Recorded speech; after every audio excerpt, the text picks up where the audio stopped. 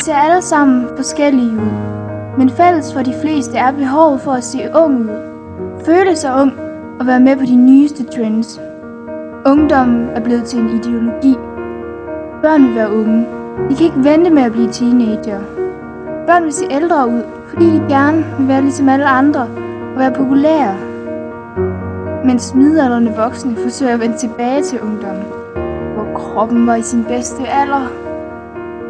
For hvis man er ung, så kan man alt, og livet ligger for ens fødder. Men hvis man er gammel, er man slidt og lever et middelmådigt liv. Altså, det er ikke lige så godt. Og alle midler tages i brug for at opnå den eftertragtede ungdom.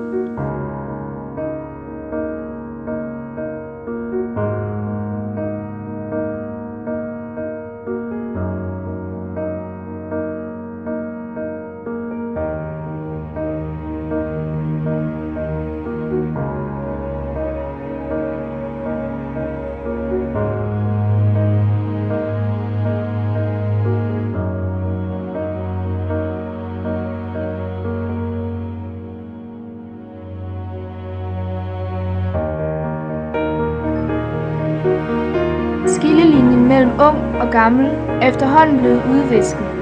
I gamle dage, når man blev 40, så var man gammel, men sådan er det ikke længere.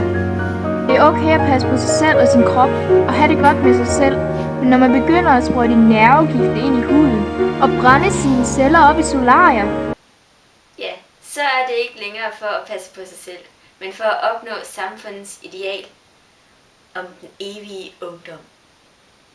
For mange er det blevet til en besættelse.